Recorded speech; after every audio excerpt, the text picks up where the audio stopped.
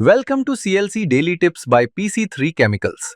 हर दिन सिर्फ 60 सेकेंड्स का नॉलेज जो आपकी हेल्प करेगा बनाने में बेटर, स्ट्रॉन्गर और profitable CLC blocks. Let's begin today's tip. Day 18 common defects. आज का CLC टिप है कॉमन डिफेक्ट्स के बारे में। CLC ब्लॉक्स में जो प्रॉब्लम्स आती हैं वो मोस्टली गलत प्रोसेस की वजह से होती हैं। क्रैक्स ये आते हैं जब स्टैकिंग सही तरह से नहीं होती।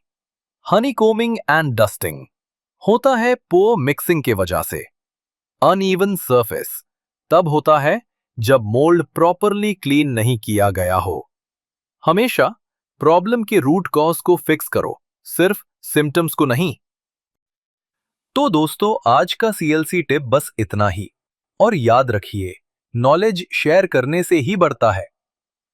फॉलो कीजिए हमें रोज for CLC manufacturing tips and success secrets. PC3 chemicals, better knowledge, better blocks, better business.